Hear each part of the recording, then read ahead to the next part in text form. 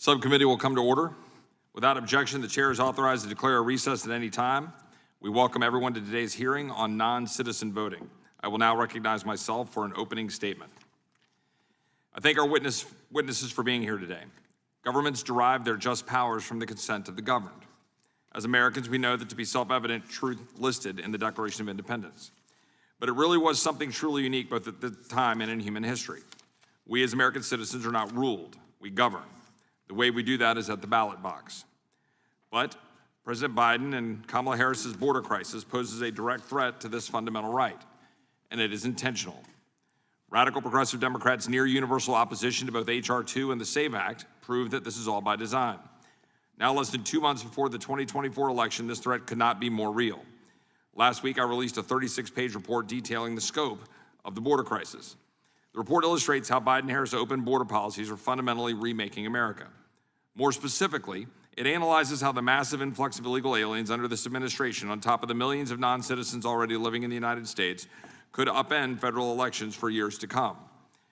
Since President Biden and Kamala Harris took office, over 8.5 million illegal aliens have crossed the southern border. 5.6 million illegal aliens have been released directly into the United States. Almost 2 million illegal aliens that we know of have evaded Border Patrol as what are called gotaways. Taken together, at least 7.5 million illegal aliens have entered the United States since January 2021, and they are living in every corner of the country. This year, the foreign-born population hit a record of over 50 million, 15.6% of the total population, the highest level in U.S. history. Conservative estimates show non-citizens make up about 30 million of that population, but it very well could be much higher. Non-citizens will vote in the 2024 election because our system not only makes it easy to do, but incentivizes doing so. The Biden-Harris administration baselessly claims it is extraordinarily rare for non-citizens to illegally vote in federal elections. A 2014 study from professors at Old Dominion University and George Mason University estimated that 6.4% of non-citizens, 1.2 million individuals at that time, illegally voted in the 2008 election. The study concluded that non-citizens very well may have tipped the 2008 Minnesota Senate race in Al Franken's favor and drove President Obama's victory in North Carolina. We can debate the merits of that study, but the point remains. It would only take a few thousand non-citizens voting, much less than the 1.2 million estimated, to impact the outcome of our razor-thin elections. In the 2020 presidential election, regardless of what you think, Arizona was carried by about 10,000 votes, Georgia by about 12,000 votes, Wisconsin by about 20,000 votes, and Pennsylvania by 81,000 votes. Democrats know this, which is why they try to downplay and distract from the issue. The other side also loves to point out that, quote, it is already illegal for non-citizens to vote. That is technically true. They fail to mention that the Supreme Court's interpretation of the National Voter Registration Act of 1993, or the NVRA, literally prohibits states from verifying citizenship during the voter registration process. This means it is impossible for states to enforce the law on the front end. Consequently, the primary defense against non-citizens registering to vote is a literal box-checking exercise on a voter registration form. This is the only barrier the American people have to ensuring that only citizens vote. Because of the Supreme Court ruling in Arizona, an individual who can prove they are a United States citizen is given a full ballot that includes all federal, state, and local elections. But someone who cannot prove they are a United States citizen is given a federal-only ballot, meaning they can vote in presidential, Senate, and congressional elections. That is the upside-down world that we've created. As of August 9th, there were over 41,000 federal-only voters in Arizona who could not prove they were U.S. citizens. Think about that. But the absurdity of the NVRA doesn't stop there. It also forces states to provide voter registration forms to applicants for driver's licenses or welfare benefits. This presents multiple opportunities for non-citizens to register to vote. Every state in the union allows non-citizens to get a driver's license. 19 states and D.C. even allow illegal aliens to get a driver's license. And millions of non-citizens, including many illegal aliens, are eligible for welfare benefits.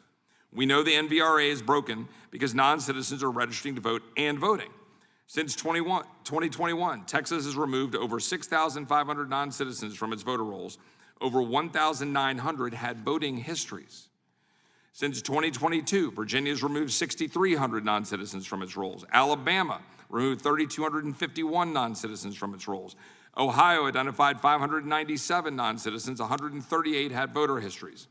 The states that are doing the right thing and removing non-citizens from their voter rolls are fighting with one arm tied behind their backs because they get almost no help from the federal government. And Democrat-run states appear to have made little to no effort to clean their voter rolls of non-citizens. I introduced the SAVE Act to ensure that non-citizens, whether knowingly or unknowingly, do not take advantage of our flawed voter registration system. The bill is a simple bill that requires states to obtain proof of citizenship before registering an individual to vote in federal elections. A recent poll found that over 80% of Americans support requiring proof of citizenship to register to vote. SAVE Act's proof of citizenship requirement will ensure that non-citizens do not register to vote, but is easier for U.S. citizens to comply with than driver's license applications in states like New York and Pennsylvania.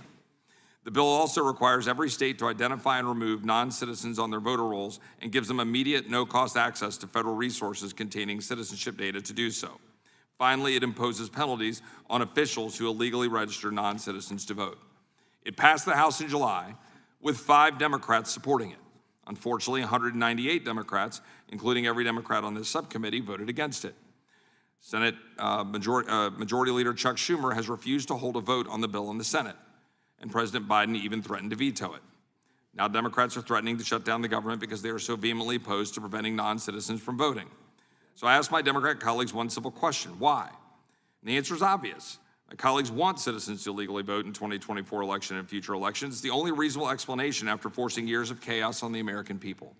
They believe this will help their election prospects and advance their quest to fundamentally remake America. As Congress, we have a constitutional and moral obligation to ensure that does not happen. I now recognize the ranking member, the gentlewoman from Pennsylvania, Ms. Scanlon, for her opening statement. Thank you, Mr. Chairman. I'd like to begin today by acknowledging that this is our first subcommittee hearing after the passing of our dear colleague from Texas, Sheila Jackson Lee. Sheila was a fierce, fierce advocate for her constituents and an ardent defender of American civil rights, particularly voting rights. Her contributions to this subcommittee and to Congress and the country will be deeply missed. And of course, I wish that she were here today to push back on the lies, the innuendo, the half-truths, the speculation which form the basis for this hearing. This week, less than 2 months before the presidential election, House Republicans have threatened to shut down the government unless the Senate agrees to pass the anti-voter bill under consideration in this committee today. The SAVE Act would impose unnecessary obstacles upon the ability of American citizens to register and vote, and would do real tangible harm to our democracy by preventing American citizens from voting, by causing chaos at election bureaus, and by undermining faith in election results. This legislation, crafted with the help of election deniers and some of the architects of Project 2025, is part and parcel with Republicans' ongoing effort to undermine faith in our elections and to create unnecessary barriers to casting a vote, particularly by suppressing the votes of young Americans, communities of color, and language minorities. Former President Trump and his allies are once again using the same old playbook, spreading a non-citizen voter lie as part of a cynical campaign to undermine faith in our election systems.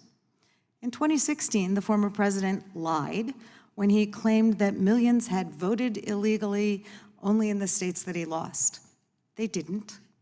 In 2020, he lied about the security and accuracy of mail-in ballots and claimed that voter fraud was the reason he lost that election.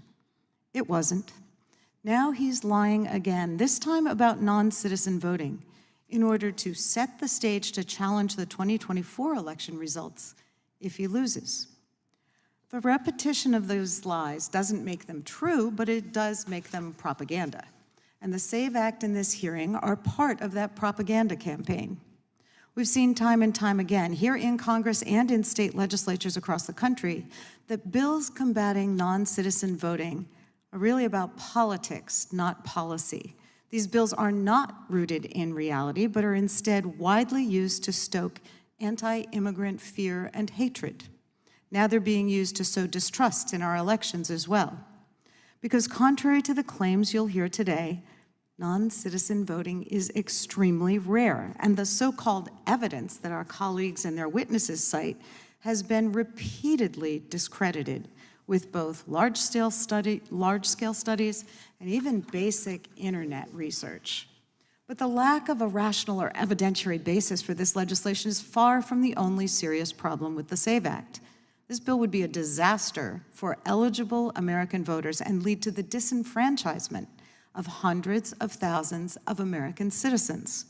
We know that bills like the SAVE Act, which require onerous and unnecessary proof of identity or citizenship to vote or register, are more likely to suppress the votes of American citizens, especially in communities of color and those with many recently naturalized citizens.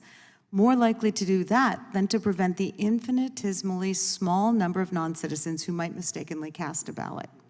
We've seen the dangers of these types of laws in the Commonwealth of Pennsylvania, where I reside, and elsewhere. In 2012, the Pennsylvania legislature passed an onerous voter ID law to combat the equally non-existent problem of in-person voter fraud. That law's requirements would have disproportionately burdened low-income, minority, elderly, military, and disabled voters. It would have disenfranchised over 500,000 eligible voters who were unable to easily obtain the limited forms of ID that were required. Civil rights advocates challenged that law on behalf of Pennsylvania voters and won. Troublingly, the SAVE Act goes even further than that state law, including requirements to register for a federal election that would burden every eligible American voter, but especially those that don't have ready access to documents like a passport, specialized real ID, or a birth certificate. And it would impose additional burdens upon already registered voters who simply want to change their address or party affiliation. It would require states to use unreliable database information to verify citizenship. And election officials would be charged with purging suspected non-citizens from voter rolls in a way that inevitably targets naturalized American citizens who are eligible voters.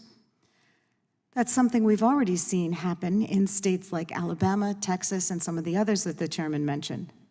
The SAVE Act, if it were to become law, would take effect immediately in the days immediately preceding the 2024 election, throwing states' voter registration processes into chaos.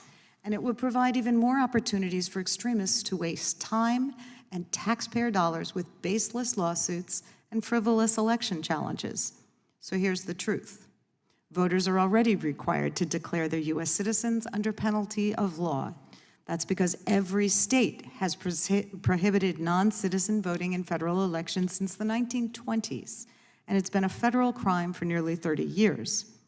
Because it's already illegal for non-citizens to vote and register in federal elections, doing so could result in significant jail time and deportation.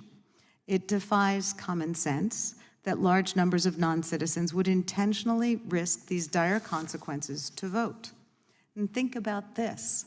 The criminal act of non-citizen registration and voting, by its nature, creates a long paper trail of registration forms with addresses, ballots, paper ballots, etc. Every reliable study ever done on this topic has determined that non-citizen voting in state and federal elections is vanishingly rare, and usually the result of mistake. One such study conducted by the Brennan Center for Justice using data from the 2016 election found that out of 23.5 million votes cast in jurisdictions with high non-citizen populations, election officials found only 30 votes were cast by suspected, but not even proven non-citizens. That's 1/10,000% of the votes cast. So the facts simply don't justify the hysteria or the threat to American citizens' franchise. Even the former chairman of this subcommittee, Speaker Mike Johnson, has admitted that claims of non-citizen voting in federal elections were not provable. The bottom line is the SAVE Act won't prevent non-citizens from voting in U.S. elections because they don't, but it will stop Americans from voting, and that's unacceptable. Look, the reason we're having this hearing now is that Congress must fund the government by September 30th to avoid a shutdown. House Republicans have shown by their failure to engage in good faith budget negotiations or pass the number of appropriation bills that need to be done, they aren't really interested in the basic duties of governance, but they do want to stay in power and to gain power in the Senate and in the White House. That's why they're supporting this voter suppression bill instead of working to fund the government over the next 20 days. So here we are, holding this farce of a hearing on a dangerous bill targeting a non-existent problem, a bill that's already passed the Republican-led House but is a total non-starter in the Senate. Rather than making it harder for American citizens to vote, we should be protecting and expanding access to the ballot box by passing bills like the John R. Lewis Voting Rights Advancement Act. And it's deeply disappointing that Republicans have chosen instead to spend this subcommittee's time appeasing the former president and extremist election deniers ahead of November. Democrats, however, intend to keep working to ensure that every eligible citizen will cast their vote and have their voices heard, because that's what the American people deserve. I yield back. I thank the gentlelady. See, we're off to an agreeable start, as we always are. But I, too, want to say that we will miss the gentlelady from Texas and her presence here in the subcommittee. And I, too, wish you were here for a no-doubt spirited debate. May she rest in peace. The chairman of the committee not being present would now yield to the ranking member for his opening statement. Thank you, Mr. Chairman. And I also want to start off by commenting on the unfortunate absence of our late departed friend, Sheila Jackson Lee. Mr. Chairman, Republicans rely on the false premise that there is widespread non-citizen voting in order to advance dangerous legislation like the SAVE Act and other burdensome, unnecessary measures requiring proof of citizenship to vote in federal elections. In fact, it is measures like the SAVE Act that represent a true threat to the right of American citizens to vote. As with so many of the Republican majority's proposals, proof of citizenship requirements for voting in federal elections is a solution in search of a problem.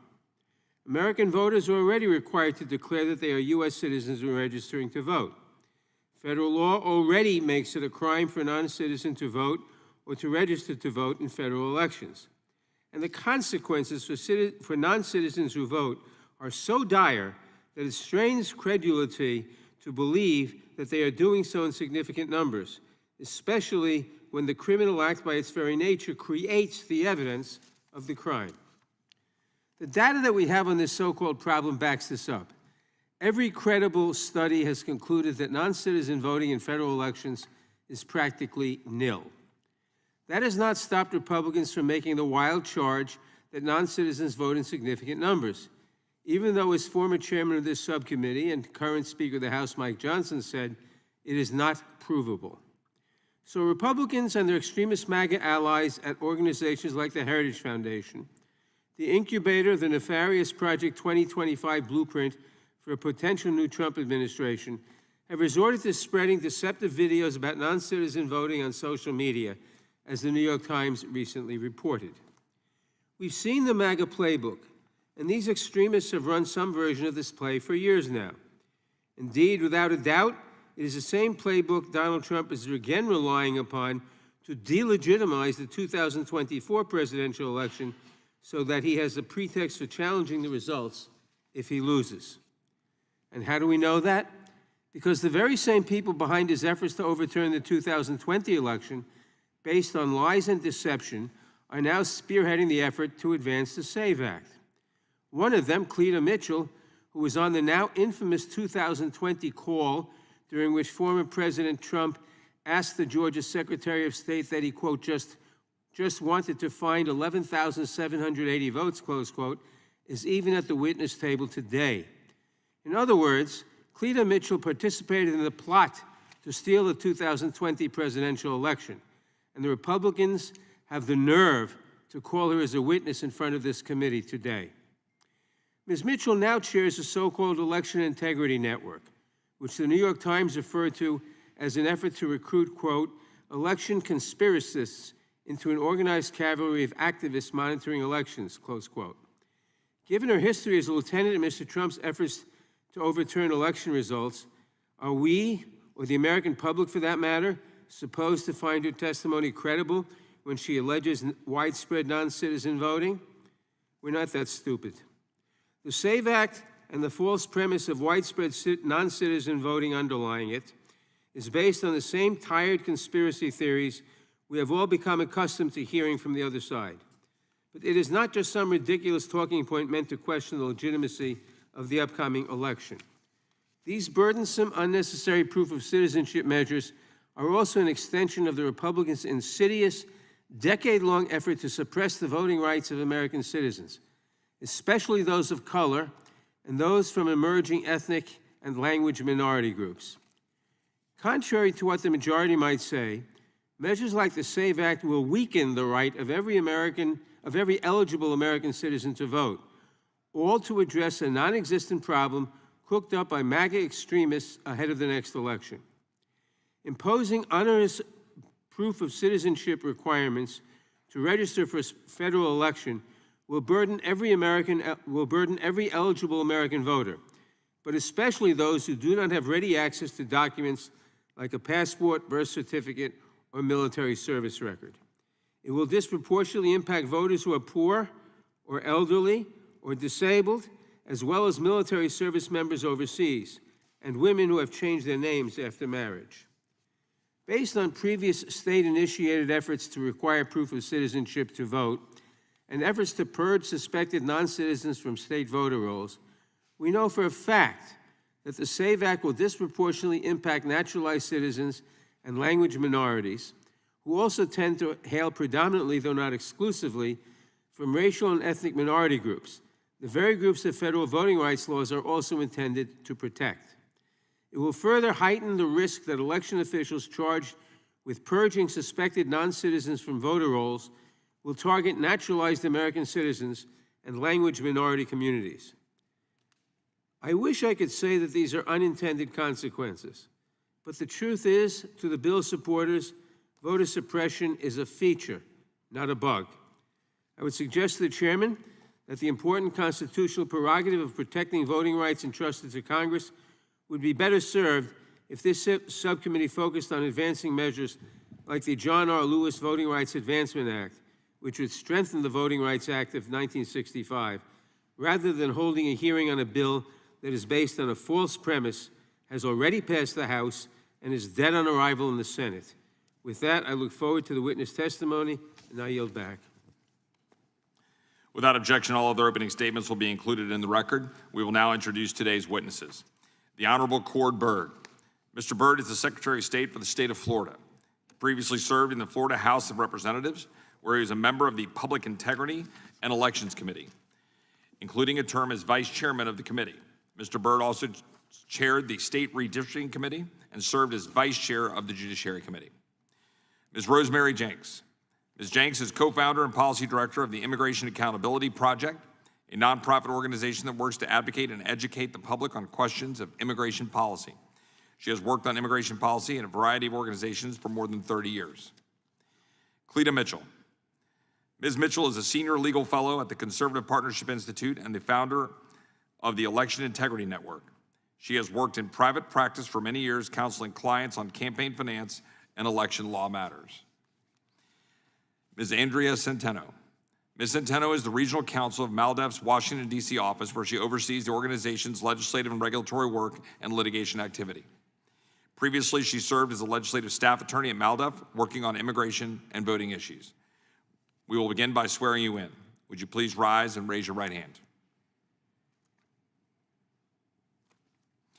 Do you swear or affirm under penalty of perjury that the testimony you are about to give is true and correct to the best of your knowledge, information, and belief, so help you God? Let the record reflect that the witnesses have answered in the affirmative, and they've been seated.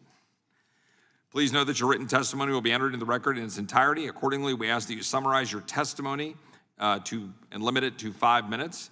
Now, I'm going to advise you all that votes are being called imminently on the floor of the House. They have been called. When were they called?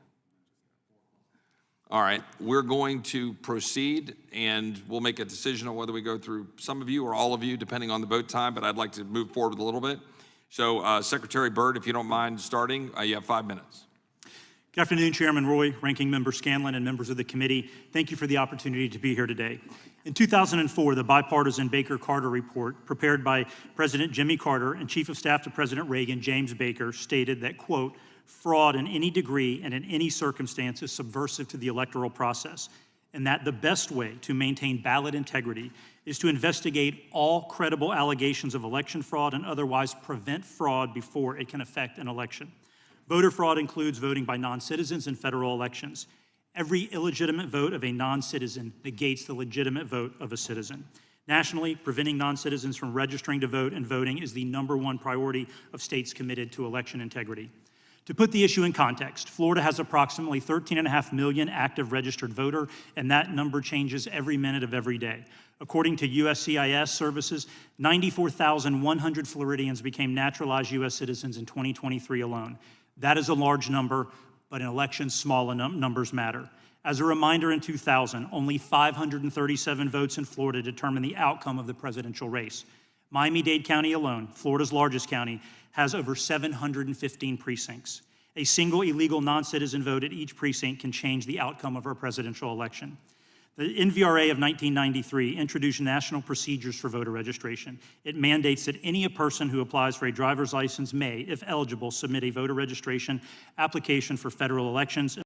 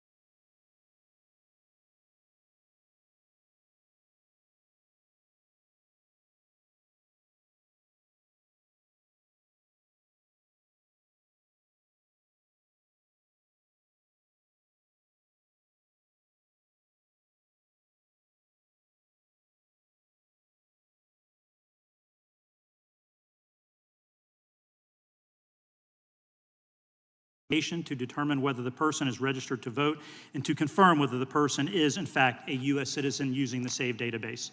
Once the investigation is complete and if the department determines that the person is a registered, is not a non-citizen, due process is afforded and the non-citizen is prohibited from voting. Florida is committed to ensuring that all eligible Floridians can vote. However, we are equally committed to preventing election fraud and protecting the integrity of Florida's voter rolls.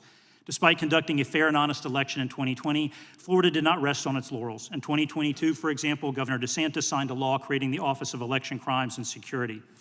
This is not a fake or contrived issue. In Florida, we are prosecuting and convicting non-citizens who are attempting to fraudulently influence our elections. Florida law states that a person may become a registered voter only if that person is a U.S. citizen. And in 2020, Floridians amended the state constitution to make clear that only a citizen of the United States shall be eligible to vote, and that amendment passed with more than 80% of the vote. Floridians have changed our state's constitution, we have strengthened our laws, we have engaged in litigation, and we have an office dedicated to investigating election crimes. The only impediment to doing more is the federal government. That's why states need action from our congressional leaders so we can fulfill our constitutional duties under the law. In conclusion, I leave you with the words of Mark Twain, who said, "Citizenship is what makes a republic." I implore you to work with the states to ensure that our republic remains strong by only allowing American citizens to vote in American elections. Thank you. Secretary Byrd, thank you very much for that. Ms. Jenks. Chairman Roy, Ranking Member Scanlon, and members of the subcommittee, thank you for holding this hearing. I'm Rosemary Jenks, co-founder and policy director of the Immigration Accountability Project, IAP.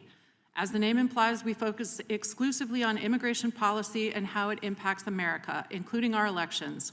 IAP is also a founding member of the Only Citizens Vote Coalition.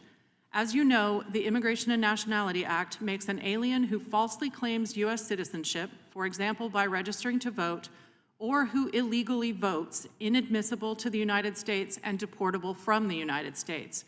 18 U.S.C. 611 also makes it a federal crime for a non-citizen to vote in a federal election. Based on data from the Census Bureau and the Department of Homeland Security, we estimate that there are currently around 30 million non-citizens residing in the United States. The open borders policies of the Biden-Harris administration have added at least 7.5 million of these non-citizens on top of regular legal immigration in just the last almost 4 years. Obviously, this massive population of non-citizens would have no impact whatsoever on our elections if they were securely prevented from voting. However, the requirements of the 1993 Voter Registration Act, or Motor Voter Law, and the 2002 Help America Vote Act make it virtually impossible to prevent non-citizens from registering to vote either accidentally or intentionally. Neither a driver's license nor a social security number provides proof of U.S. citizenship. All 50 states and the District of Columbia issue driver's licenses, including real IDs, to lawfully present non-citizens, while 19 states also issue driver's licenses to illegal aliens. Moreover, every alien who is authorized to work in the United States is eligible for an SSN. The Biden-Harris administration has been handing out work authorization documents like candy to inadmissible aliens, with SSN issuances following close behind. So we have federal voter laws that do not require proof of citizenship to register to vote, combined with a massive population of non-citizens with valid driver's licenses and SSNs. When you add to that President Biden's unprecedented Executive Order 14019, along with the huge network of NGOs receiving billions of dollars in federal, state, and local funding to provide services to the millions of illegal aliens being released into our country by the Biden-Harris administration, you have a recipe for fraud. There are strong indications that some of these NGOs are providing the aliens with voter registration forms.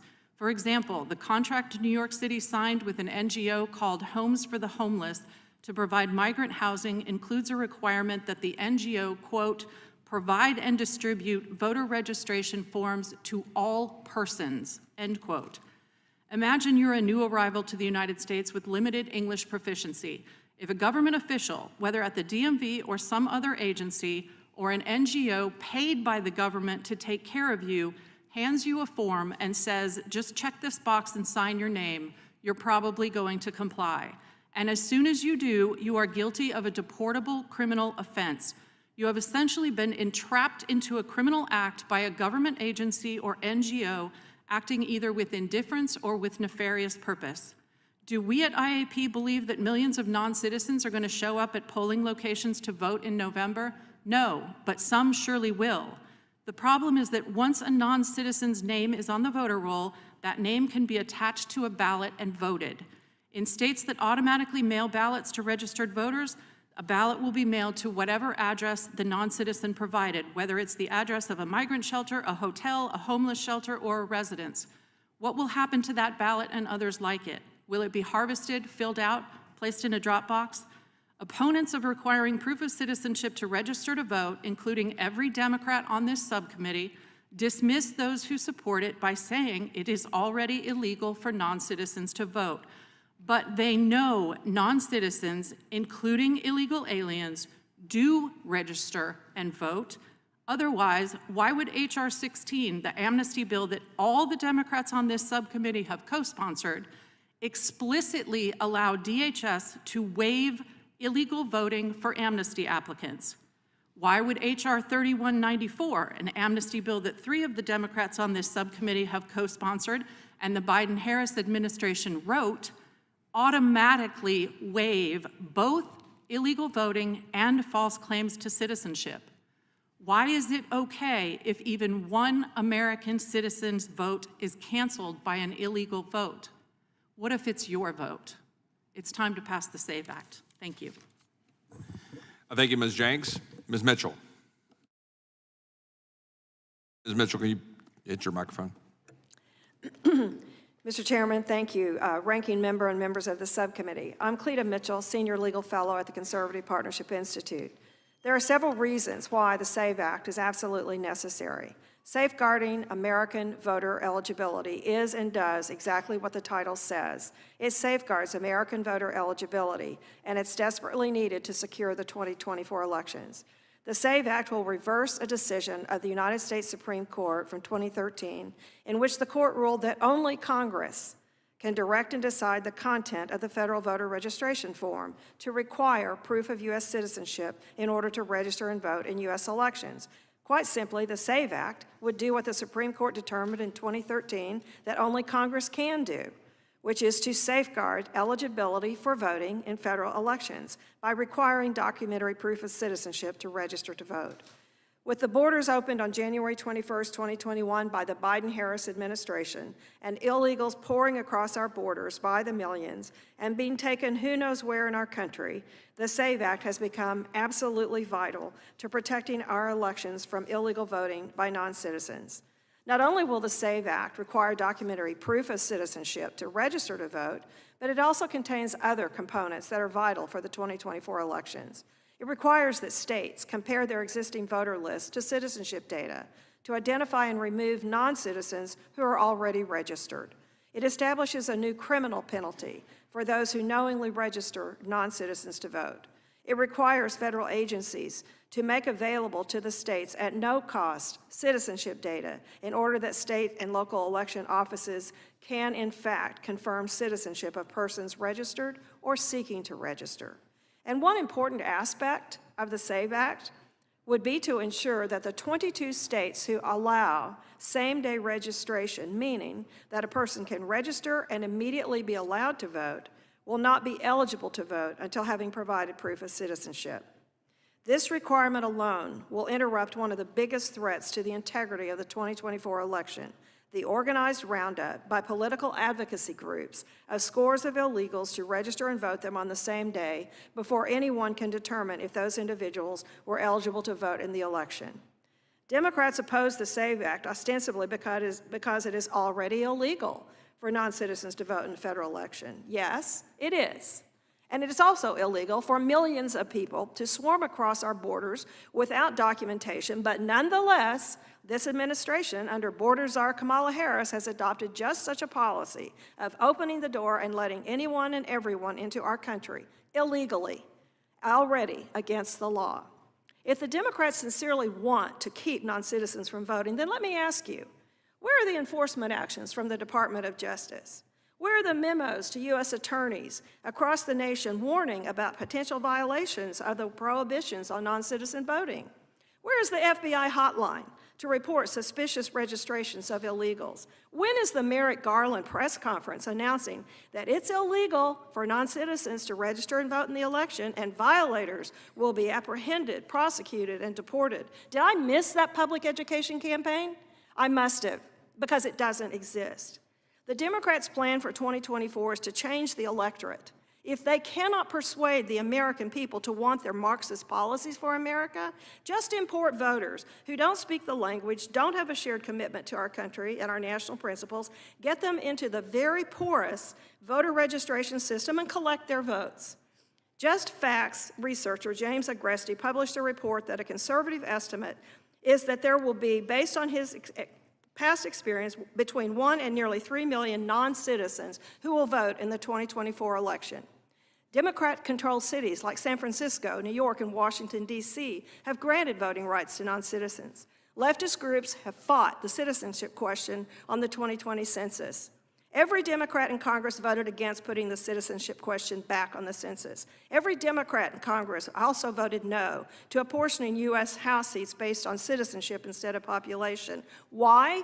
Because California would have lost 4 U.S. House seats in 2010 and 3 more in 2020 if only citizens had been counted for apportionment of the U.S. House. That's not only U.S. House seats, that's 7 electoral votes for the Democrats. It's why Democrats voted no on reversing the decision of the District of Columbia to allow non-citizens to vote. For Democrats, non-citizens are their future political base. Please do the right thing. Pass the SAVE Act. Save our elections. Save our country. Thank you. Thank you, Ms. Mitchell. And as much as I hate to do this because it's going to cut off Ms. Centeno, I think we need to get over to the floor and vote. So I'm going to apologize profusely, but you get more time to prepare, and we look forward to hearing your testimony. So we will stand in recess while we go to the floor. Thank you all very much.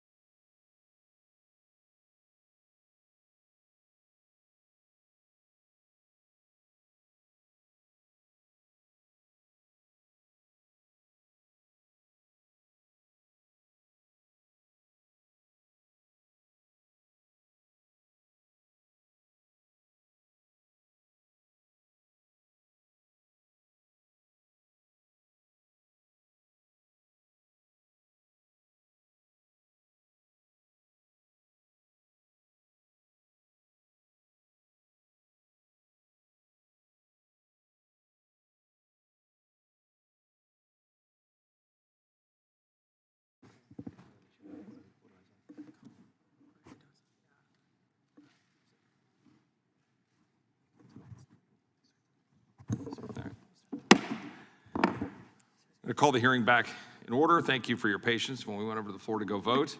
We will now proceed with the final testimony, and I apologize again. Ms. I know that we had to break, but now spotlight is all yours. Good afternoon, Chair Roy, Ranking Member Scanlon, and members of the subcommittee. My name is Andrea Centino, and I am the Regional Counsel of the D.C. Office of MALDEF, the Mexican-American Legal Defense and Educational Fund. For 56 years, MALDEF has worked to promote the civil rights of all Latinos living in the United States. I thank you for this invitation to appear today. MALDEF focuses its work in 5 subject matter areas: education, employment, immigrant rights, voting rights, and freedom from open bias. Since its founding, one of MALDEF's top priorities has been to secure equal voting rights for all Latinos and to promote increased civic engagement and participation within the Latino community.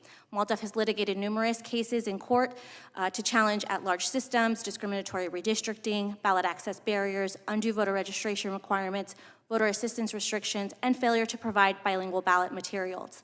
At 19% of the total population, Latinos accounted for 51% of the nation's population growth between 2010 and 2020.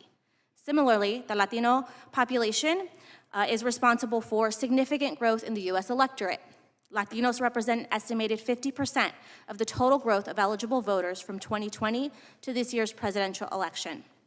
Latinos are expected to make up 17.5% of the total voting population in the upcoming general election, and an estimated 1.8 million Latinos become eligible to vote each year. Despite these facts, there is a misrepresentation that the Latino community is still overwhelmingly composed of non-citizens. But the majority of the Latino population is U.S. born, and 81% of all Latinos in the U.S. are citizens. Unfortunately, national demographic change is often perceived as a threat to too many in political power, and the result historically has been persistent and increasing efforts to suppress the vote and political power of the Latino community.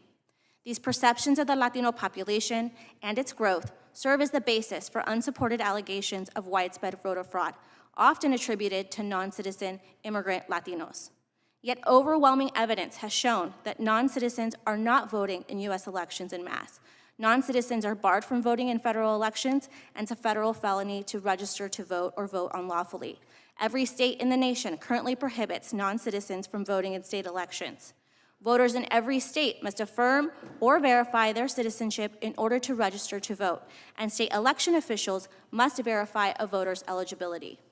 Numerous studies, such as those by the Brennan Center and the Cato Institute, have shown that there is no significant number of non-citizen voting, and multiple efforts to try to produce evidence of significant non-citizen voting have failed. This makes sense when one considers that unlawful voter registration and voting carry steep immigration consequences, including deportation and the inability to ever naturalize in the future. This voter fraud disinformation targets Latinos and voters of color, and the suppression tactics take the form of things like unlawful voter purges, restrictions to language assistance at the polls, or restrictions to mail ballots. In 2019, MALDEF successfully sued Texas Secretary of State David Whitley and others, challenging an advisory to county registrars to single out naturalized U.S. citizens for investigation and removal from the voter rolls based solely on the fact that they were born outside of the U.S. There was an allegation of over 95,000 non-U.S. citizens to be on the voter rolls and thousands to have alleged illegally. But this list was based on erroneous information, including outdated driver's license information. Ultimately, the case settled, and state officials were required to change the way that they identified voters to investigate, as at least 25,000 voters on those rolls on the erroneous purge list were actually U.S. citizens. But these types of tactics undermine the public's trust in our elections and erode voters' confidence in participating in our elections. Unfortunately, H.R. 8281, the SAVE Act, fails to meet the needs of many of the voters in the U.S. who need Congress to lead the way in safeguarding the right to vote against voter discrimination. When approximately 30% of the U.S. citizen voting age population is unregistered to vote, federal and state legislators must work to encourage voter registration of eligible voters, not hinder it. And safeguarding each eligible citizen's right to vote should not be a partisan issue. MALDEF urges Congress to pass H.R. 14, the John R. Lewis Voting Rights Advancement Act. This bill would provide voters with necessary and effective tools to push back and prevent voter discrimination where it occurs. We look forward to working with Congress to advance the voting rights of all Americans and ensure our elections make it possible for every eligible U.S. citizen to register and cast a ballot. Thank you. We will now proceed under the 5-minute rule with questions, and I will recognize the gentleman and my good friend from California, Mr. McClintock. Thank you, Mr. Chairman. There are two basic questions implicit in this hearing. The first is, should non-citizens be allowed to vote? The Constitution is silent on this point, so it falls to state legislatures to answer this question for their own elections and for the Congress to answer that question for federal elections. The states in Congress have answered that question clearly and decisively, that American citizens, and only American citizens, have a right to vote to guide the American nation. To me, that's the most fundamental definition of citizenship. And I think that that's a view held by the overwhelming majority of Americans. It's obviously not held by many Democratic officials in the jurisdictions that they control. And the irony is that so many of them, just a few years ago, were complaining about foreign influence in American elections by making internet posts. Now they've got no problems with illegals actually voting in our elections. But that's beside the point. Assuming that most people agree that voting in American elections should be the exclusive right of American citizens, the next question is, how do we prevent the votes of foreign nationals canceling out the votes of American citizens? And to this question, the Democrats tell us, well, that's a non-issue because there's no evidence that foreign nationals are casting votes in American elections. But if you look at the actual studies, that's simply not true. The chairman mentioned the 2014 Old Dominion George Mason University study of non-citizens voting. They concluded 6.4% of non-citizens voted in 2008, and that 2.2% voted in 2010. But that's not the only study out there. In 2014, Stanford University came to a similar conclusion. They concluded, and I quote, the proportion of non-citizens who voted was less than 15%, but significantly greater than 0. Similarly, in 2010, we found that more than 3% of non-citizens reported voting. In addition, the analysis suggests that non-citizens' votes have changed significant election outcomes, including the assignment of North Carolina's 2008 electoral votes and the pivotal Minnesota Senate victory of Democrat Al Franken in 2008, unquote. And that is before the last 4 years when this administration has allowed an additional 7.5 million illegal migrants into the country, a population that is larger than the state of Arizona, our 14th most populous state, with 9 congressional districts and 11 electoral votes. At the moment, the RCP average tells us that only 1.1% of the vote separates Harris and Trump. So if 2% of those votes is illegal, I guess that's the definition of rare illegal voting, well, that means that 2% of Americans' votes are being canceled out by those illegal votes of foreign nationals, and that is more than enough to decide the presidential election. And even if this was not happening, the mere perception of it's enough to destroy public confidence that the vote will accurately reflect the will of the American people. Now, Secretary Byrd, isn't it true that many states have done surveys of their voter rolls and found thousands of foreign nationals on them, and that many of them have a history of voting? That is correct, Congressman. Can you give us any additional details on that? So I can tell you in Florida, we've been at this process for more than a decade. As I mentioned, we sued the Department of Homeland Security in 2012, so we have some experience at this. Since 2022, Florida has removed over 1 million individuals off of voter rolls, some of which includes non-citizens. And in fact, we have 2 individuals who've recently been arrested and prosecuted for attempting to fraudulently influence elections in Florida. This isn't a fake or contrived issue. Ms. Mitchell, what do you know on this subject? Well, I included in my written testimony some examples of exactly how problematic it is and how many, I'll give you a couple of examples. The Public Interest Legal Foundation sued the Commonwealth of Pennsylvania in 2018 to obtain the records regarding non-citizens being added to the voter rolls in Pennsylvania. And the Department of Transportation admitted that there was a, quote, glitch in the system that added 100,000 aliens to the Pennsylvania voter rolls. That litigation is still ongoing because of efforts by the Department of State in Pennsylvania to not answer the questions. But the Democrats have just told us, no, don't worry about that, that the penalties are so great that no one would dare to illegally vote. But it's already a federal crime to cross the border without permission to begin with. It's a felony to do so repeatedly. And as you pointed out, that by definition is not acted as a deterrent for any of these individuals. I know in California, you can't prosecute somebody for voting illegally unless you can prove they actually knew it was illegal. And all a defendant would need to say is, hey, they handed me a registration form, they sent me a ballot, how was I to know? And that's a valid point. And how many people are in legal jeopardy and don't even know it? Well, I think that that's one of the things that people don't realize is that this is a really vulnerable population. And as Ms. Jinks pointed out in her comments, if somebody hands you a form and you don't really speak the language and somebody's shepherding you around and they're responsible for getting you benefits and you're just putting your name on things, how do they know? And that is happening. It is happening as we speak. And I think that one of the things that's problematic is that I also included in my testimony a reference to some announcements by Virginia's governor about removing more than 6,300 non-citizens who are on the Virginia voter rolls. Those were people who self-declared, who realized, oh my gosh, we are on the voter rolls and we're not supposed to be. And there are several other states that have done likewise. So this is not an insignificant problem. Thank you. The gentleman from Pennsylvania. Thank you. And, we continue to say, well, it must be like this. We've heard some testimony about removing millions of people from the voters' rolls in Florida, but without any clarification about how many were actually foreign nationals, and without any clarification with respect to whether or not they'd actually voted. We've heard again about Pennsylvania, but there's no evidence to back up the assertion that was made that 100,000 non-citizens had been registered to vote.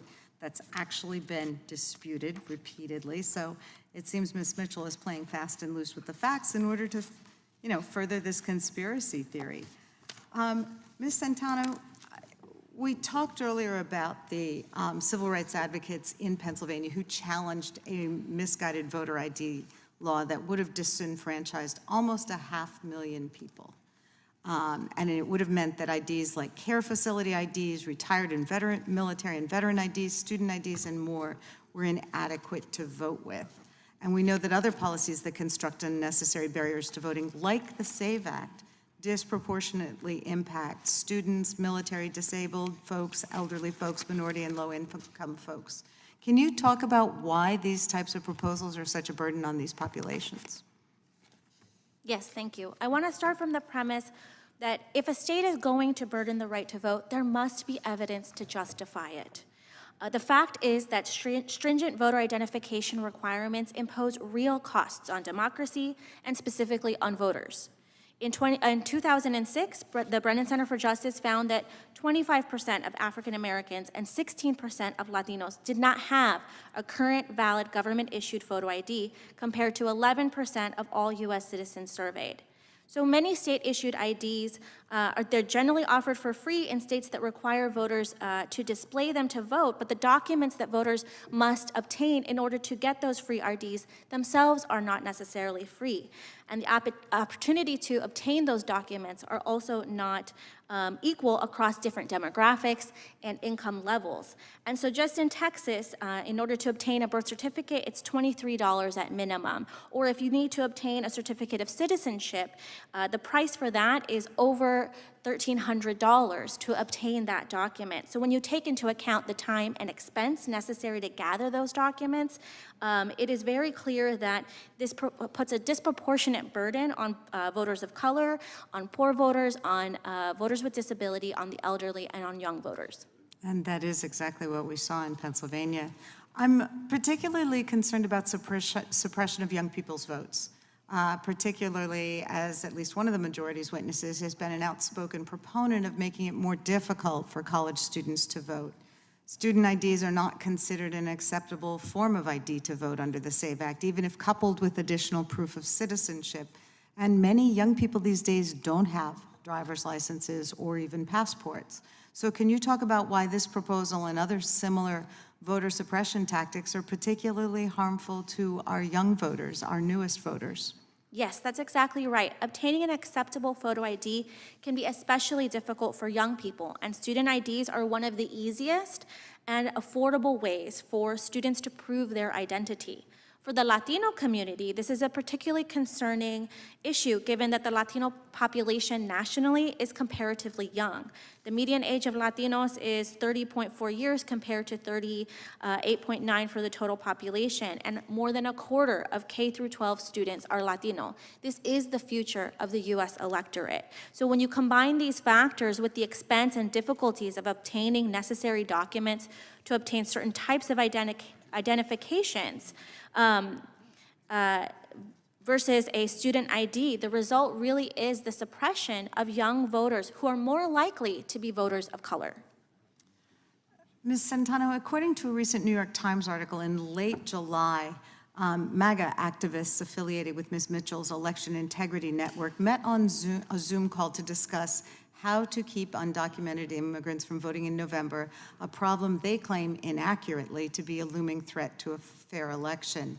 The article quoted one participant suggesting that school enrollment figures be assessed to find neighborhoods with large numbers of immigrants, while another activist recommended hanging up signs in ethnic neighborhoods warning people not to vote if they were not eligible, and reportedly said, I think it's unfortunate, but sometimes the only way you can find out is to look for ethnic names. I believe Ms. Mitchell has also advocated for having town watch type operations at departments of motor vehicles. How does disinformation about non-citizen voting and voter suppression, couched as election integrity, predictably lead to the targeting of Latino citizens and other voters of color?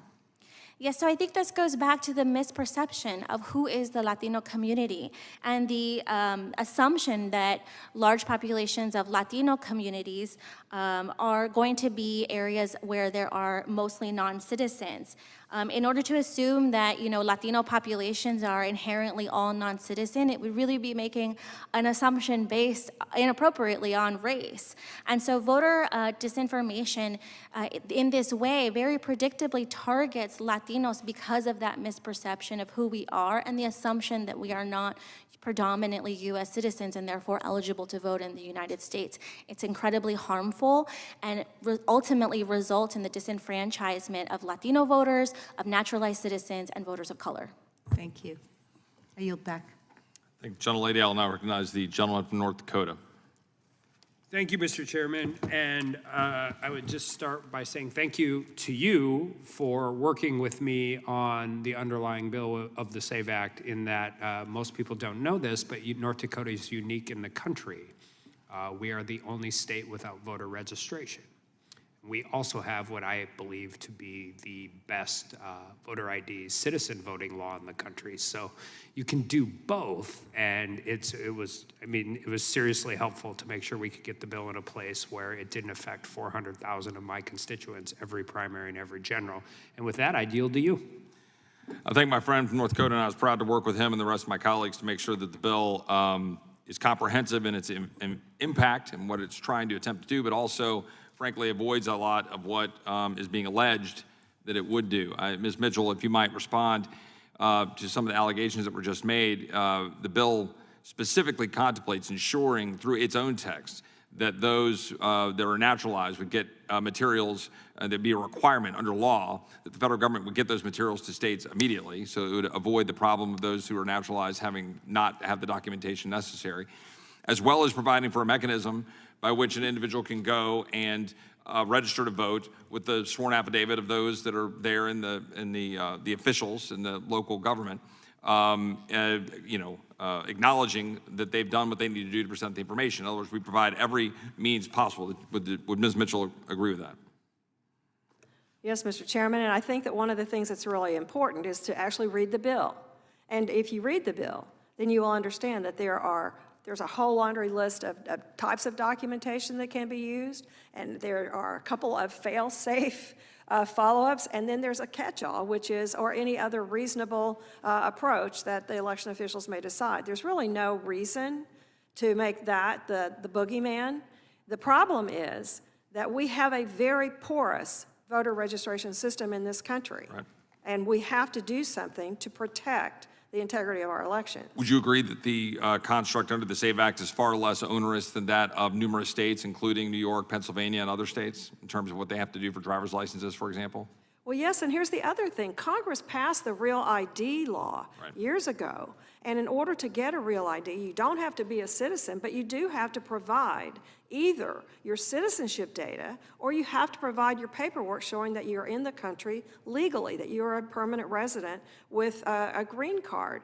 So Congress has already addressed the issue in a context with which Congress cared about, which is that we want to protect federal buildings, federal military installations, and commercial aircraft from people who we want to know who they are when they're entering those facilities. And so Congress has already taken the step to identify a process, and I don't know why voting should be any less susceptible to improper. I agree. Secretary Byrd, I'd like to turn to you, and I appreciate you being here again and illuminating how you guys are engaging with it in Florida. Does the Constitution give states primary jurisdiction over elections? It does, Article 1, Section 4. If the state of Florida passed a law requiring proof of citizenship to register to vote in federal elections, if they did that right now, without the SAVE Act, would you be able to enforce that law under existing law and precedent? We would not. We'd be in violation of the NVRA. And can you explain that quickly for the average viewer? Sure. Well, the NVRA prohibits states from requiring citizenship documentation on the front end when somebody registers to vote. So we are in federal courts and interpreting the NVRA. Most recently, the United States Supreme Court has said that we cannot require that proof of citizenship. We have to add the person to the rolls, and then only on the back end do the list maintenance. And so in essence, we're playing whack-a-mole with people who we've seen repeatedly register and removed because we can't require the information on the front end. Am I correct that Florida was only able to really truly gain access to the SAVE system because you sued to do so? That is correct.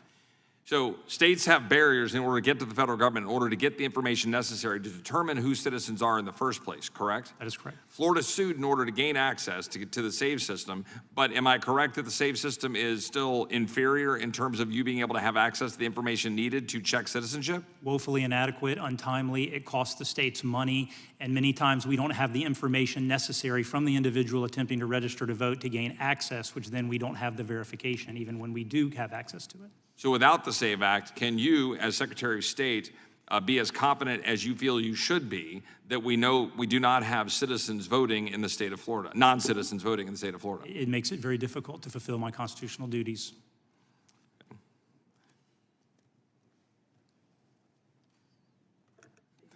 I would now yield time to the gentleman from Texas, Mr. Hunt.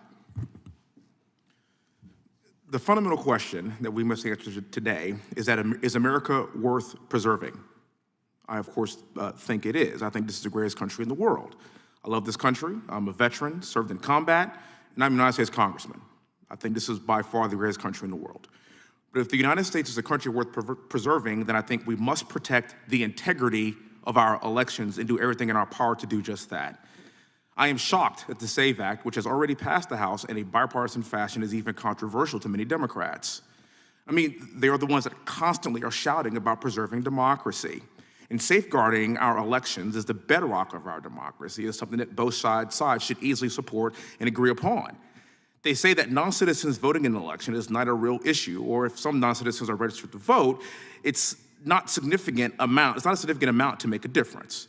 Well, in my home state of Texas, we just removed thousands of non-citizens from voter rolls.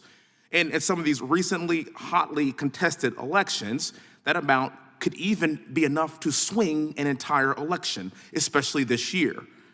Undermining the integrity of elections is not an oversight, it's a threat to democracy. And for all of those, this is about democracy. For all of us, this should be about democracy. I think it's time that we, as a body, acknowledge that threat. Now, Democrats on the left aren't just focused on replacing American voters, they are focused on replacing American jobs as well. Under the Biden-Harris administration, jobs in foreign-born workers are significantly increasing while jobs for native-born workers are declining. Critics say that these illegal immigrants are needed because they will do the jobs that Americans won't do. And what they fail to say is that Americans won't do the jobs when Biden inflation is outpacing their wages. And fixing the illegal immigration problem will help American workers. I fixed a problem for you. The immigration problem is not a minimum wage issue. It hasn't always been the case, but in recent years, the left has decided to slowly erode everything that we'd hold dear as a country. They want to erode our culture, our history, our patriotism, and lastly, our vote. Do you remember during the George Floyd riots when the left wanted to reimagine policing? Now, the left wants to reimagine voting so that everyone, regardless of their citizenship, can choose our next president. That's not the American way. The left wants to reimagine everything that makes America special. They even want to reimagine our Constitution. One example is a recent New York Times article, and the title speaks to itself. The Constitution is sacred. It is also dangerous. One of the biggest threats to American politics might be the country's founding documents, said the author. Now, I'm sitting here right now, and I got to tell y'all, I'm black, and I'm a veteran. I have 6 forms of government ID. 6. I've been black for my whole life. I've been a veteran since 2000 when I was at West Point. The insinuation that black and brown people cannot get an ID to vote like every other citizen, regardless of your race, religion, color, or creed, is insulting. I actually refer to this as the soft bigotry of low expectations. We, as all Americans, should want free and fair elections. We aren't making it more difficult for people to get an ID to vote. I have an 18-month-old little boy. Do you know the first thing that he got when he was born that I had to sign for? A birth certificate. So the idea of this costing thousands of dollars and it's all of a sudden onerous and burdensome on Hispanic people and black people like me is absurd. I have a very large family. My mom has 8 brothers and sisters. Every last black person that I know in my life, which is quite a few, every last one of them has a government ID. It would be insulting to talk to my family and say to them, you know what, sorry, y'all, you're black and it's just, so hard for you to get an ID like all the white people. That's absurd. And we as a country have got to reject this farce. I speak so strongly against this because I view myself as an American first. I am a veteran. I am a husband. I am a congressman. I'm someone that served this country. I'm an educated black man. And somewhere down the line, I am black and I am proud, and I understand that. But what I never want to do is marginalize a single group in this country by saying that you weren't good enough to get an ID, because my 18-month-old has an ID. We as a country have got to clean up our rules to ensure that we have free and fair elections regardless of your race, religion, color, or creed. And that's why I reject the assertion that we, no matter what color you are, cannot reach that very low bar of having a government ID to figure out how to vote for the leadership and the future of this country. And with that, I yield back. Thank you.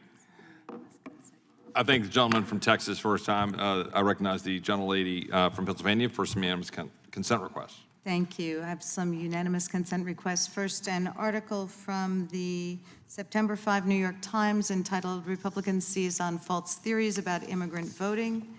A March 13th, 2024 article from NPR, "Conservatives are warning about non-citizens voting. It's a myth with a long history." Another NPR article from August 30th, 2024, "The GOP is making false claims about non-citizens voting. It's affecting real voters." An article from this week, "Elon Musk's misleading election claims reach millions and alarm election officials." And an article from September 7th, 2024, New York Times, "Heritage Foundation spreads deceptive videos about non-citizen voters." Without objection, those will be entered into the record. Thank you. I will now recognize my friend and the gentleman from North Carolina. I assume he has no unanimous requests for New York Times or NPR articles. Thank you, Mr. Chairman. Ms. Centeno, I don't know if you were shocked, but Congressman Hunt just said he has an ID. Were you shocked by that or surprised by it? Was I surprised? No. No. Do you think generally people who are naturalized citizens take pride in that accomplishment? I would assume yes. Are you familiar with the educational process accompanying naturalization? Yes. Do they impart that becoming a naturalized citizen is what you have to do in order to be able to vote, and that you have the voting right, the franchise, by virtue of being naturalized? It would be my understanding, but if I can't tell you specifically whether that's part of the curriculum or how that comes about. Do you think someone who has worked hard and followed the process to become a naturalized citizen would take offense at the prospect of their vote being diluted by people who are not citizens having access to the vote? I can't speculate as to what a specific individual may or may not believe about their vote. What I can say is that the idea that a vote is being canceled out because of widespread non-citizen voting is simply false. We have no evidence that there is widespread non-citizen voting, and we have no evidence that votes have been canceled out by something that we haven't been able to prove. Well, let me first say, I don't think it requires speculation. I'm pretty sure that someone who is striven to become a United States citizen has accomplished that landmark in their life. I think they'd be proud of the right to vote. I think they would be absolutely committed to the idea that folks who haven't gone through the same process that they've done and accomplished the same outcome should not be voting. Why is the lack of evidence that it is happening on a widespread basis a reason not to guard against it? Because when we know that there is no evidence of widespread non-citizen voting, but we do know that documentary proof of citizenship laws prevent eligible citizens from registering to vote, it's simply bad public policy. How do they prevent them? We have lots of evidence that documentary proof of citizenship, restrictive voter laws, prevent U.S. citizens from exercising their right to vote by preventing them from being on the voter rolls.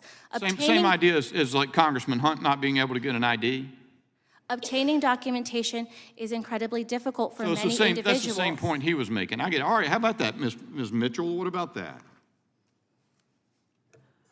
Well, I just don't believe that people in this, the vast majority of people are able to get IDs, they're able to get their documentary proof of citizenship, and they're doing it every day by the millions. The problem is that we don't care enough about our voting system to make certain that we treat it with the respect that it deserves. We require it for people to get a real ID, but not to register to vote, and we make it impossible. We make it very difficult for states to be able to ascertain who is and who is not a citizen for voting purposes. Once they get on the list, I just read during the recess that the Department of Justice sent out a memo today to people all over the country, election officials, reminding them that they are not allowed to remove ineligible voters because now is the blackout period. Well, that's not even actually true.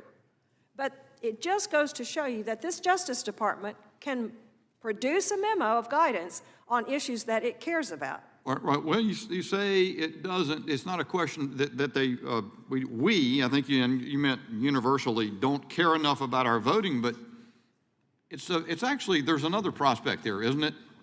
That is, it's not a question of not caring about our voting. It's actually an intention to see to it that the circumstances are chaotic enough that a vote that you depend on that cannot legitimately cast nonetheless has the opportunity to be cast. Isn't that right? That's absolutely right. And they throw around the insults and the accusations that you're a racist, you're a vote suppressor.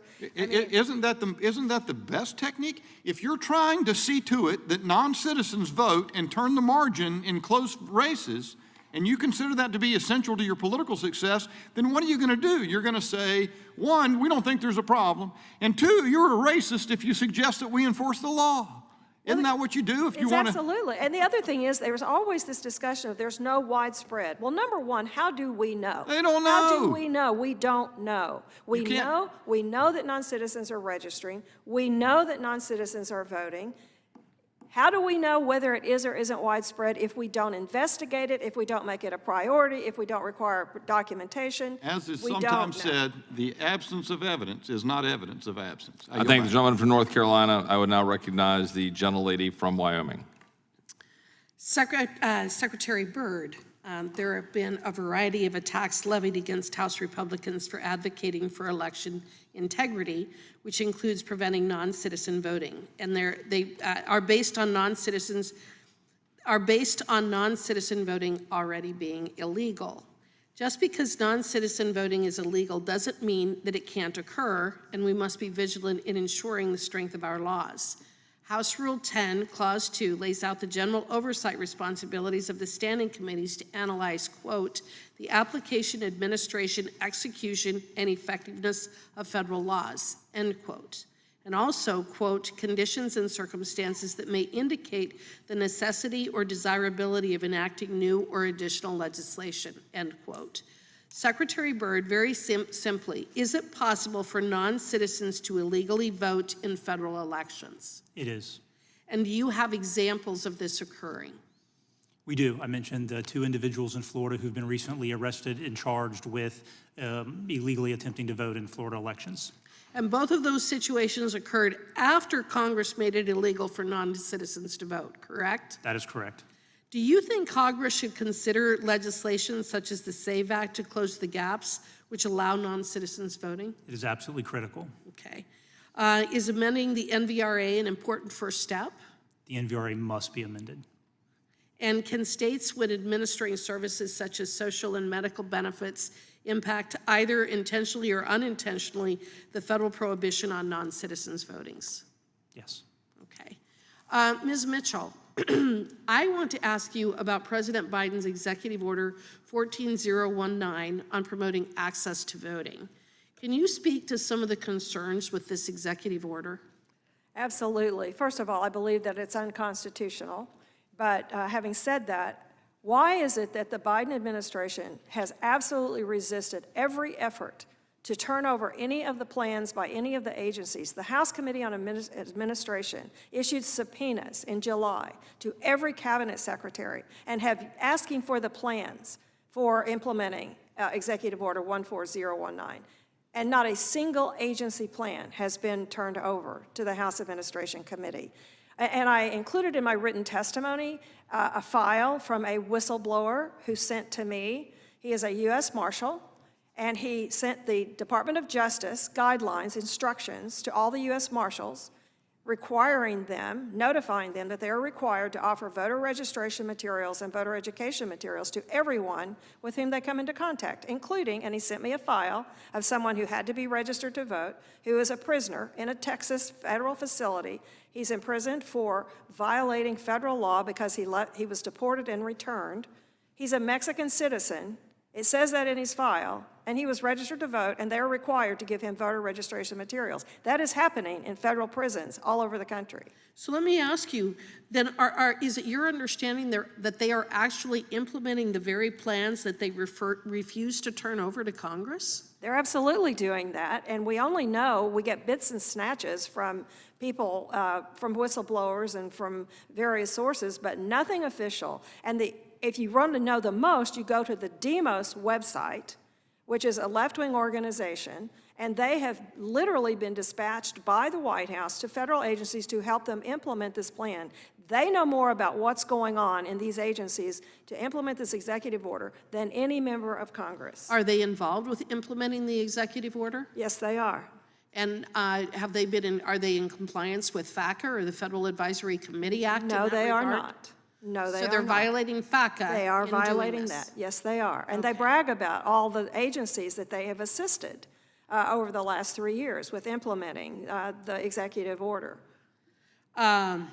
This executive order obviously involves these various federal agencies in the voting process.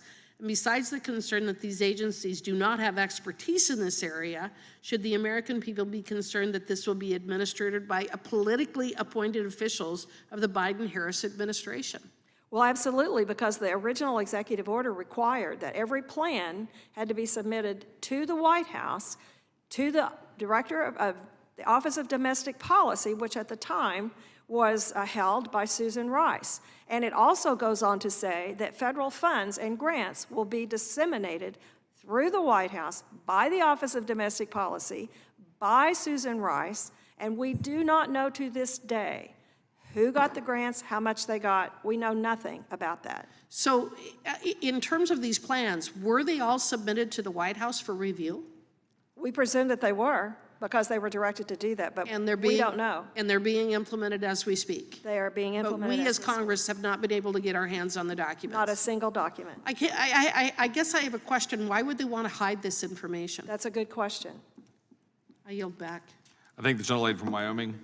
I recognize my friend from Pennsylvania for unanimous consent request. Knowing how much you love NPR articles, I would introduce June 30th, 2024 article, Republicans are turning Biden's voter registration order into a partisan flashpoint. Without objection. And also enter the Brennan Center for Justice report entitled Non-Citizen Voting, the Missing Millions. That's the Without objection. 2017 report we were discussing. Without objection. Okay. I will now recognize myself for 5 minutes, and I think the gentlelady from Wyoming.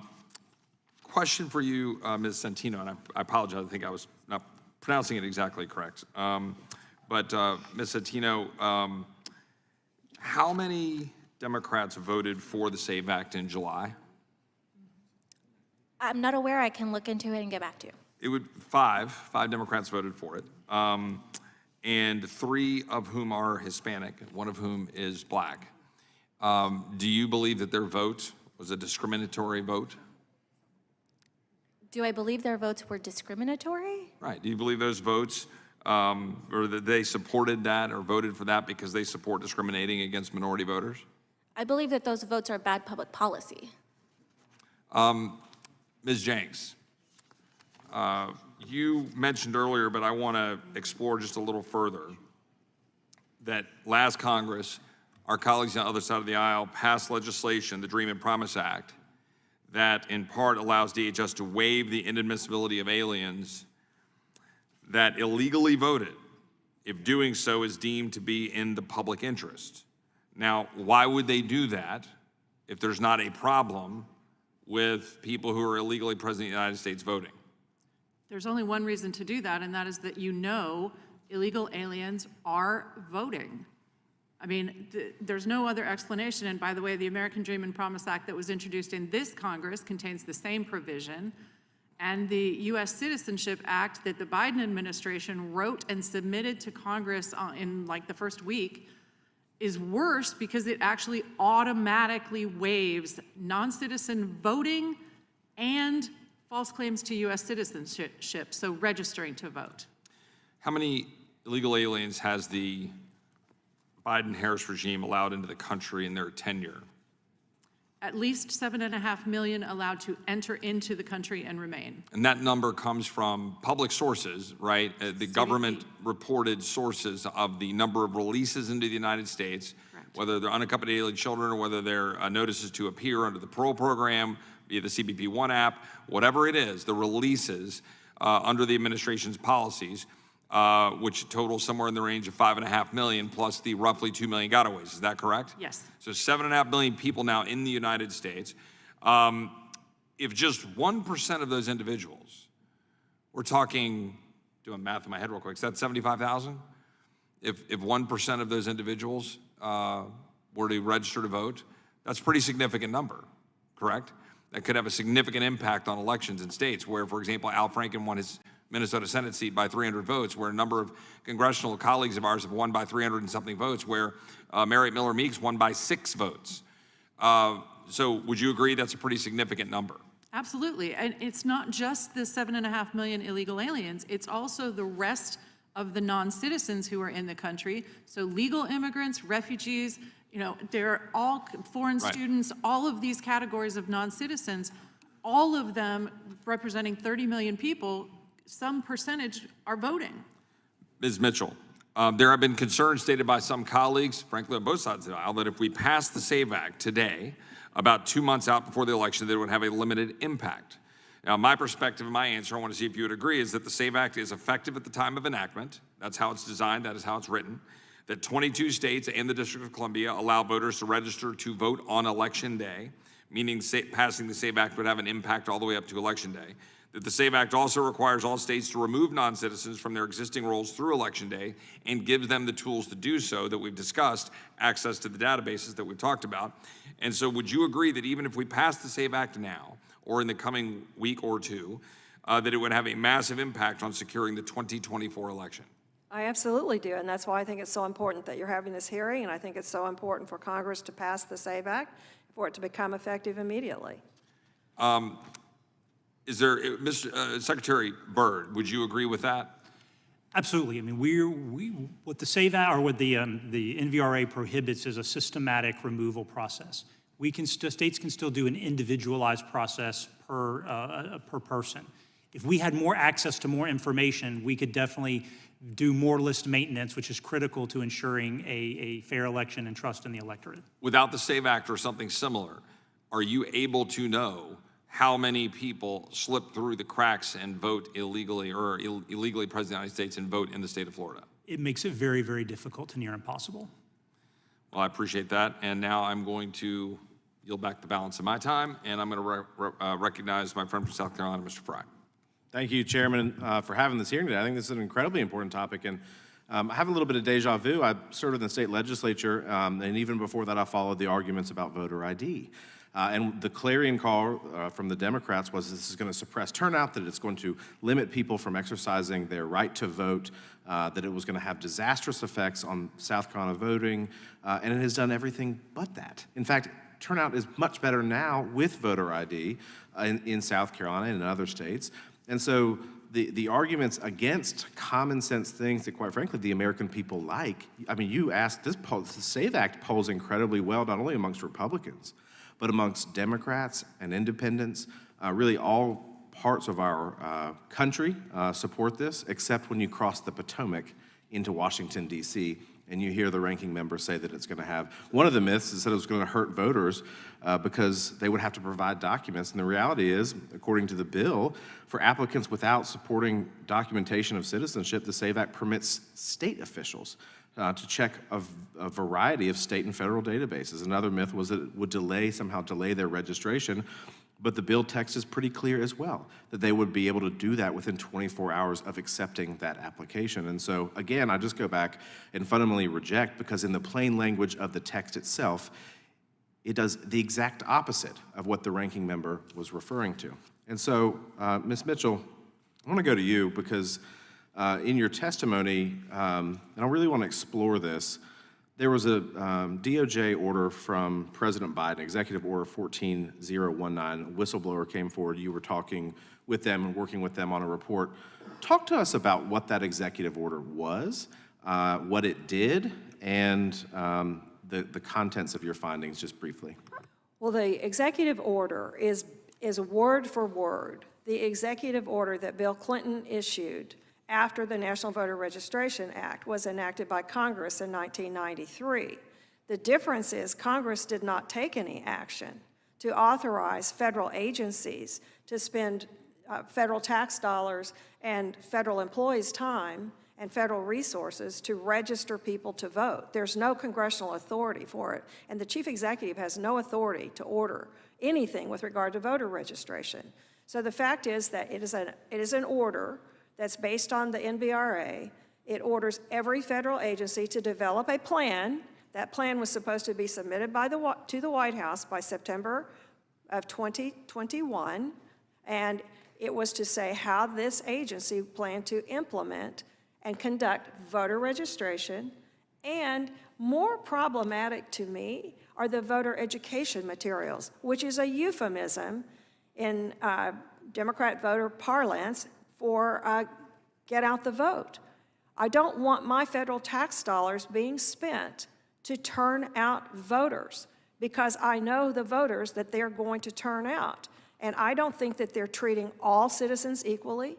They're treating certain populations differently with our tax dollars. And I would don't echo think it's that, legal. Ms. Mitchell. I mean, particularly from non-citizen prisoners, right? But that's kind of where at least the U.S. Marshals and the DOJ were going with this. Is that correct?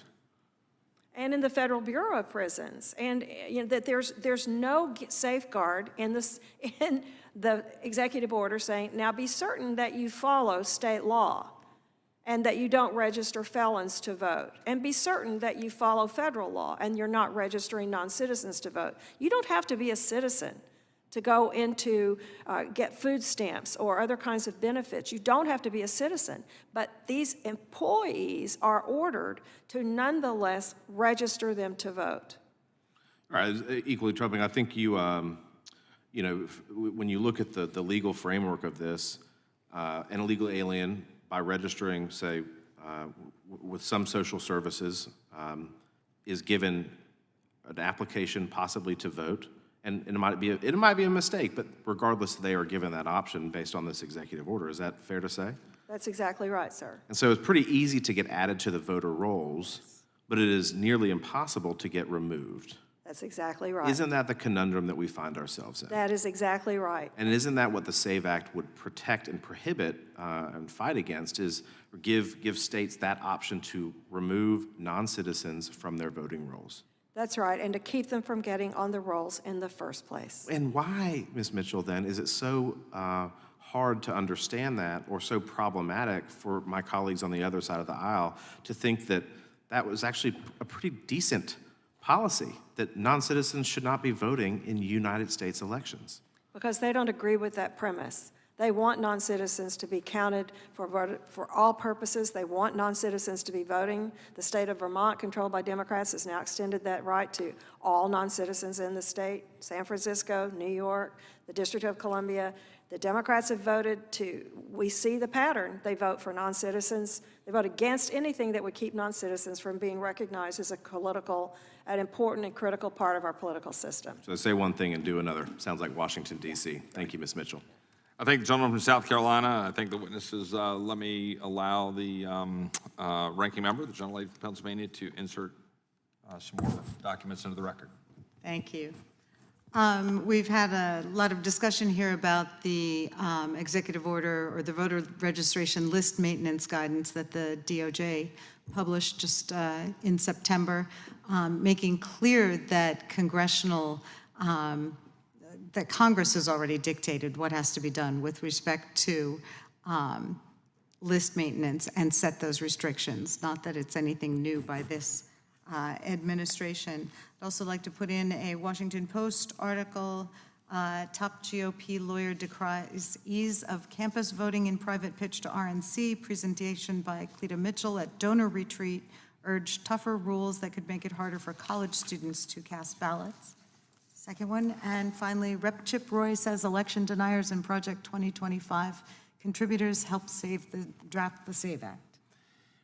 Was there a specific request on the thing you mentioned from DOJ? Was it a Yes, specific, sorry. what was the actual document? Just to put in the document since it was referenced Got it, okay. repeatedly here. Okay. And then the Washington Post article Got it. and the Media Matters article. Without objection, I just want to be clear. Without objection. Thank you. With that, this concludes today's hearing. We thank the witnesses for appearing before the committee today. Without objection, all members will have 5 legislative days to submit additional written questions for the witnesses or additional materials for the record. Without objection, the hearing is adjourned.